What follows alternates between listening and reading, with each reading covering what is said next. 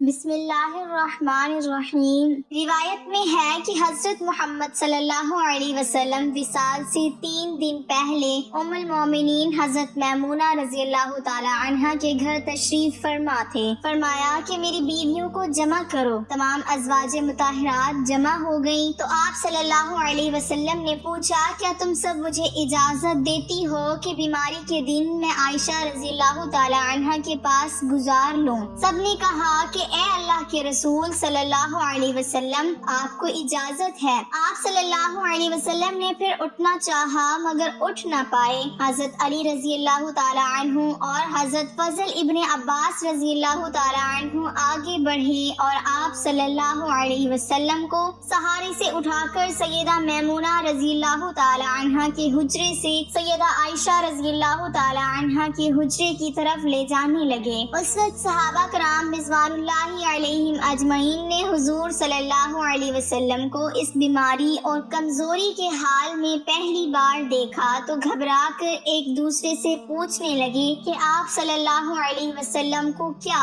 ہوا۔ مسجد میں صحابہ کرام رضوان اللہ علیہم اجمعین تشریف لائے، مسجد بھر گئی۔ حضور صلی اللہ علیہ وسلم کا پسینہ شدت سے بہہ رہا تھا۔ حضرت عائشہ رضی اللہ تعالی عنہا فرماتی ہیں کہ میں نے اپنی زندگی میں کسی کا اتنا پسینہ بہتے نہیں دیکھا، اور فرماتی ہیں میں رسول اللہ صلی اللہ علیہ وسلم کے ہاتھ مبارک کو پکڑتی اور اسی کو چہرہ اقدس پر پھیرتی، کیونکہ آپ صلی اللہ علیہ وسلم کا ہاتھ میرے ہاتھ سے کہیں زیادہ محترم اور پاکیزہ تھا۔ مزید فرماتی ہیں کہ حبیب خدا صلی اللہ علیہ وسلم بس یہی ورد فرما رہے تھے، لا الہ الا اللہ۔ اسی اثناء میں مسجد کے اندر حضور صلی اللہ علیہ وسلم کے بارے میں خوف کی وجہ سے لوگوں کا شور بڑھنے لگا۔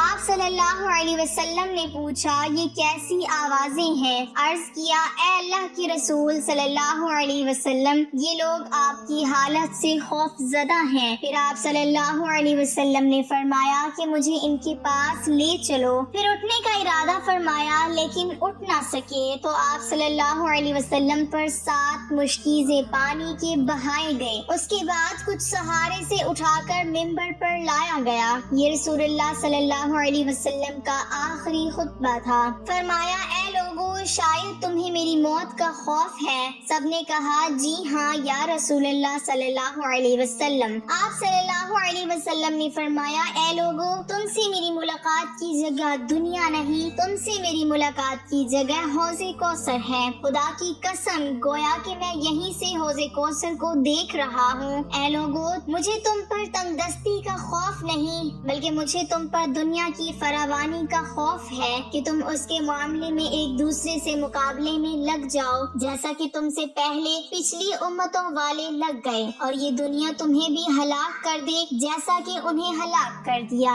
پھر مزید فرمایا کہ اے لوگو، نماز کے معاملے میں اللہ سے ڈرو، یعنی عہد کرو کہ نماز کی پابندی کرو گے، اور یہی بات بار بار دہراتے رہے۔ مزید فرمایا، اے لوگو، عورتوں کے معاملے میں اللہ سے ڈرو، میں تمہیں عورتوں سے نیک سلوکی کی وصیت کرتا ہوں۔ پھر فرمایا، اے لوگو، ایک بندے کو اللہ نے اختیار دیا کہ دنیا کو چن لے یا اسے چن لے جو اللہ کے پاس ہے، تو اس نے اسے پسند کیا جو اللہ کے پاس ہے۔ اس جملے سے حضور صلی اللہ علیہ وسلم کا مقصد کوئی نہ سمجھا، حالانکہ ان کی اپنی ذات مراد تھی، جبکہ حضرت سیدنا ابو بکر صدیق رضی اللہ تعالی عنہ وہ تنہا شخص تھے جو اس جملے کو سمجھے اور زارو قطار رونے لگے اور بلند آواز سے گریہ کرتے ہوئے اٹھ کھڑے ہوئے۔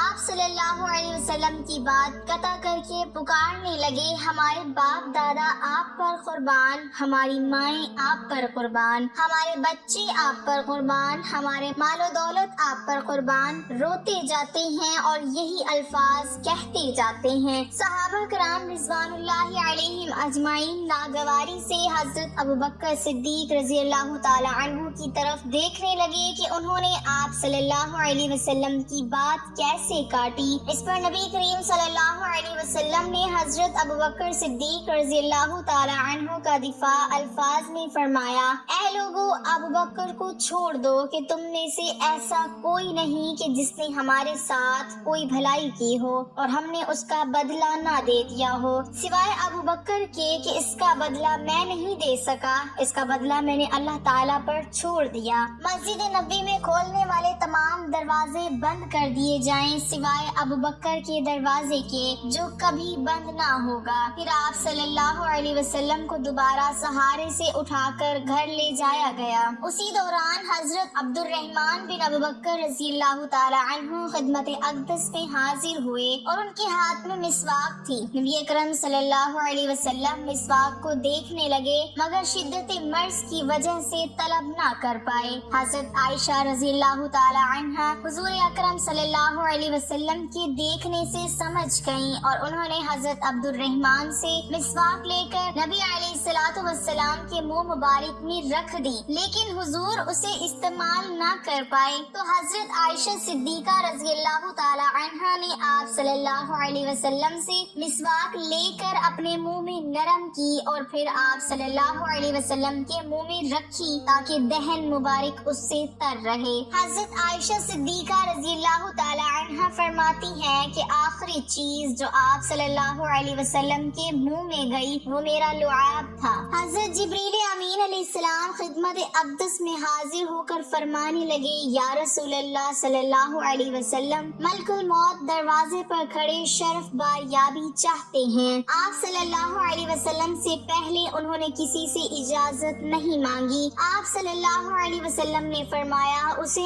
آنے دو۔ ملک الموت نبی کریم صلی اللہ علیہ وسلم کے گھر میں داخل ہوئے اور کہا، السلام علیکہ یا رسول اللہ، مجھے اللہ نے آپ کی چاہت جاننے کے لیے بھیجا ہے کہ آپ دنیا میں ہی رہنا چاہتے ہیں یا اللہ تعالیٰ کے پاس جانا پسند کرتے ہیں۔ فرمایا، مجھے اعلیٰ عمدہ رفاقت پسند ہے۔ ملک الموت حضور صلی اللہ علیہ وسلم کے سرہانے کھڑے ہوئے اور کہنے لگے، اے پاکیزہ روح، اے محمد بن عبداللہ کی روح، اللہ کی خوشنودی اور رضا کی طرف روانہ ہو، راضی ہو جانے والے پروردگار کی طرف جو غضبناک نہیں۔ سیدہ فرماتی ہیں، پھر نبی کریم صلی اللہ علیہ وسلم کا ہاتھ نیچے گرا، میں سمجھ گئی کہ حضور صلی اللہ علیہ وسلم کا وصال ہو گیا۔ مجھے اور کچھ سمجھ نہیں آیا سو میں اپنے حجرے سے نکلی اور مسجد کی طرف دوڑی۔ رسول اللہ صلی اللہ علیہ وسلم کا وصال ہو گیا، پکارنے لگی، رسول اللہ صلی اللہ علیہ وسلم کا وصال ہو گیا۔ مسجد رونے کی آوازوں سے گونجنے لگی۔ حضرت علی رضی اللہ تعالی عنہ جہاں کھڑے تھے وہیں بیٹھ گئے، پھر ہلنے کی طاقت نہ رہی۔ عثمان ابن عفان معصوم بچوں کی طرح ہاتھ ملنے لگے۔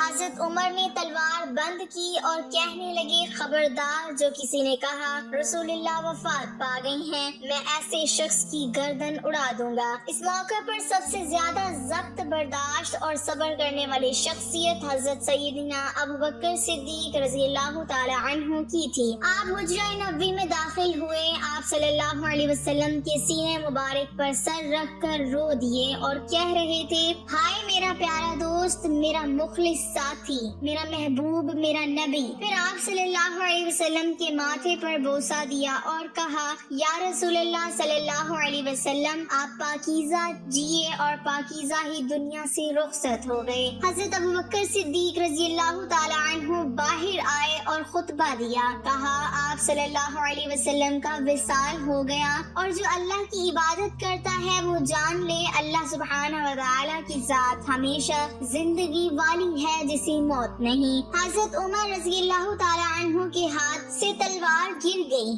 حضرت عمر فرماتے ہیں، پھر میں تنہائی کی جگہ تلاش کرنے لگا جہاں اکیلا بیٹھ کر روں۔ حضور نبی کریم صلی اللہ علیہ وسلم کی تجہیز و تکفین کا عمل شروع ہوا۔ سیدہ فاطمہ فرماتی ہیں، تم نے کیسے گوارا کر لیا کہ میرے بابا کے چہرے انور پر مٹی ڈالو۔ پھر کہنے لگے، ہائے میرے پیارے بابا جان جو اپنے رب کے بلاوے پر چل دیے۔ روایت میں آتا ہے کہ رسول اللہ صلی اللہ علیہ وسلم کی نماز جنازہ پڑھی گئی تھی مگر کسی نے امامت نہیں کی تھی، اس لیے کہ آپ صلی اللہ علیہ وسلم کی نماز جنازہ جماعت کے ساتھ نہیں ہوئی تھی، بلکہ لوگ گروہ در گروہ آپ صلی اللہ علیہ وسلم کے حجرہ مبارک میں داخل ہوتے اور الگ الگ نماز پڑھ کر نکل جاتے اور آپ صلی اللہ علیہ وسلم پر درود پڑھتے۔ حضرت عبداللہ ابن عباس رضی اللہ تعالی عنہ سے روایت ہے کہ حضرت علی رضی اللہ تعالی عنہ آپ صلی اللہ علیہ وسلم کو غسل دے رہے تھے اور حضرت عباس رضی اللہ تعالی عنہ ان کے دو صاحبزادے حضرت فضل رضی اللہ تعالی عنہ اور حضرت قسم رضی اللہ تعالی عنہ کروٹیں بدلتے تھے اور حضرت اسامہ اور شکران رضی اللہ تعالی عنہم پانی ڈال رہے تھے۔